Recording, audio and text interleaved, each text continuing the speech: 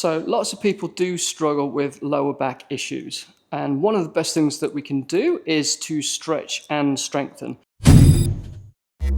So you might be afraid of doing things like deadlifts, but I'm going to show you a good way to do a hip hinge movement, which is the same movement as a hip hinge, which I can do a whole other video about the technique on that, but I'm going to show you how to use this contraption in the gym, which you may be familiar with, you may not be, but I'm going to hopefully show you a few things that might just make you a bit more comfortable with actually using it and training your lower back rather than fearing training it. Having a weak lower back is far more dangerous than not training it, in my opinion. So a deadlift is going to train, among other things, a deadlift is going to train your lower back, your hips, and your hamstrings, which a good morning or any hinge movement will do. So this machine is a back raise or a back extension, and these are fairly common in gyms. They typically just have one adjustment. Sometimes it's a screw. This one happens to have a handle, and then you can just pull this out and you can adjust the height here. Click it into place. And the main thing that we want to do is have your hip crease. So when you lift your leg up, you've got a hip crease in here. So for me, that is here. This, when we climb onto the machine, wants to be above this pad. So when I climb on, it's here and it's above the pad. That means that I can hinge forward. So the movement comes from my hips, not my lower back. So I'll do a whole other video about hip hinge movement, but I'm going to show you how to use this machine, back raise machine, back extension, whatever you want to call it. Okay. So when we first climb on, I'm going to move this back a little bit. See.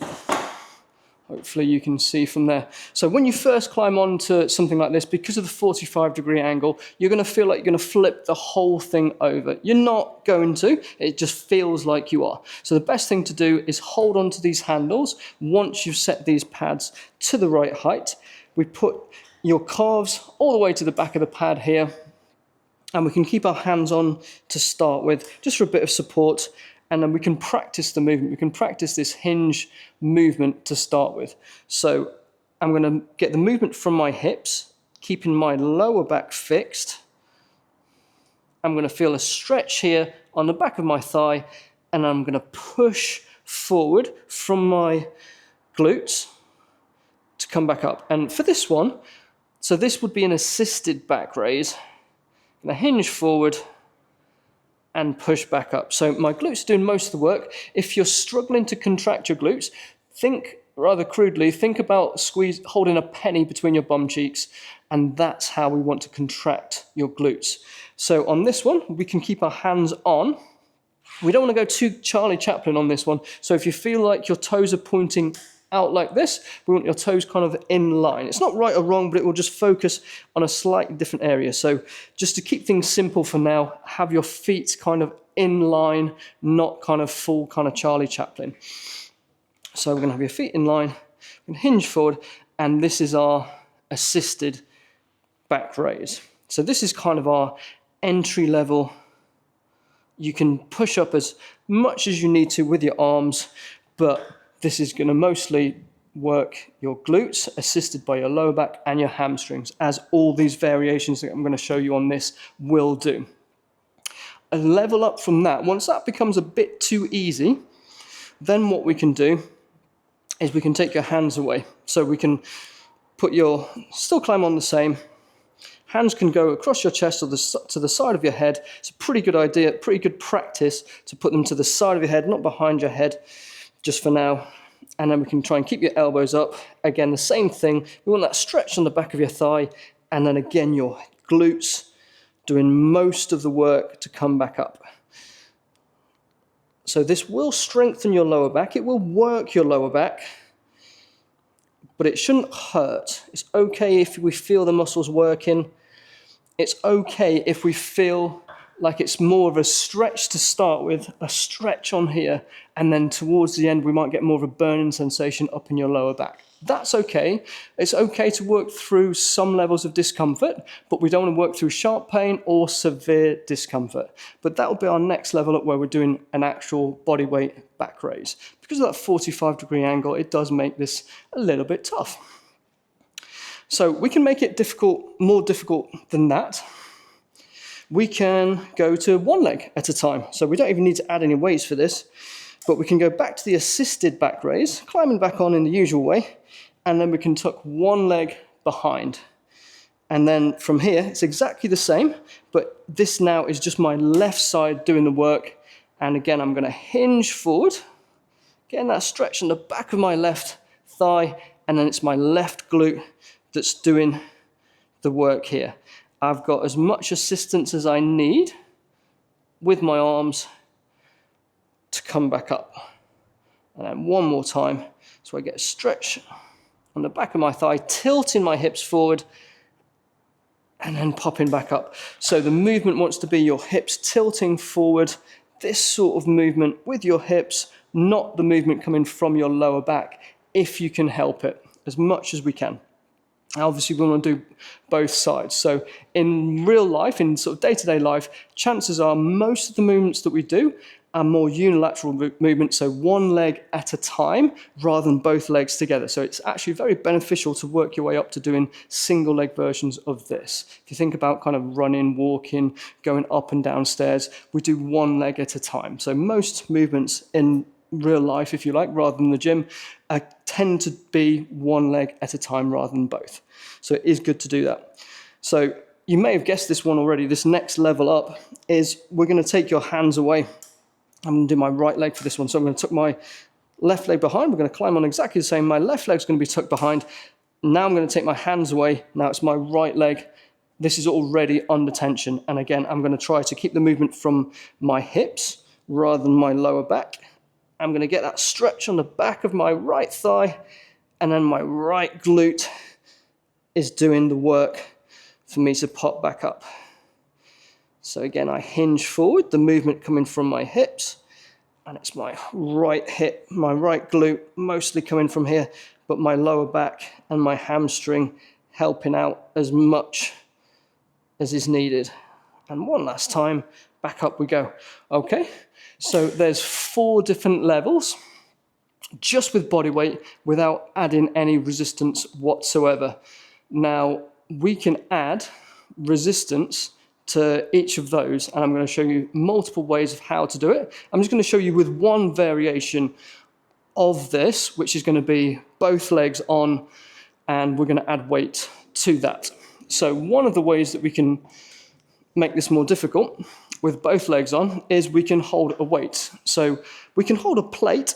I'm going to show you with a plate to start with. So this is a fairly common way of doing it. And 2 main ways that we can do this. So we can kind of have the weight down in front of us and climb on the machine as usual. Then we can hinge forward and pick up the weight. And common thing to do is you kind of cuddle the weight to your chest, holding it nice and close to your chest. And again, we can hinge forward and everything else stays the same. My core stays fixed. So I'm keeping my back as neutral as I can. And I'm coming back up from there. Another way to make this more difficult, with the same weight, and it makes it more difficult if we hold the weight onto your upper back. So not your neck, keeping your elbows up. We're going to do exactly the same, hinging forward, getting a stretch on the back of my thigh, glutes on to come back up. And again, most of the work is being done by my hips, by my glutes. And I'm trying to keep my lower back as neutral as I can. So that, with the same weight, if we hold that onto your upper back, that's going to feel more difficult than if we kind of cuddle it to your chest. But that's one way we can make that more difficult. Right, I'm going to show you 2 more ways to make this more difficult still. So another way to make a back raise more difficult, rather than using a weight plate, we can use dumbbells. You could use a barbell as well. I'm going to show you dumbbells. For this, it doesn't actually make much difference whether it's a barbell or a dumbbell. It makes a little bit of difference to grip strength and things like that, but it's not going to make a massive, massive difference. You can just hold on to a bit more, or quite a lot more weight if you use a barbell, but chances are this is going to be plenty difficult enough, and your lower back will probably be fried long before your grip strength will be. But it really depends on your grip strength and your lower back and all that kind of stuff. Anyway, so let's climb on as usual. We're going to have weights in front of us. We're going to hinge forward, grabbing the weights at the bottom of the movement. Now you'll notice that I don't have to go quite so low to actually pick up this weight, so it will reduce the range of movement slightly. It kind of plays around with the strength curve a little bit as well, because it's going to feel a bit different getting that off the ground. And we'll just go back up to that neutral point. And we can, on this one, you can even put the weights down in between. So when you break in that lowering phase, the eccentric phase, and then the concentric phase, the up phase, that's actually very, very good at developing strength. So if you want to focus on strength, it's a pretty good idea to actually let the weight touch at the bottom end, break that momentum, and then power back up from there. Obviously, it depends on how heavy the dumbbells are that you've got access to, as to how difficult that you can make it, but that's going to make that pretty difficult. Okay, so you can add a barbell on your back to make this more difficult, but it can be quite difficult to actually get that into position.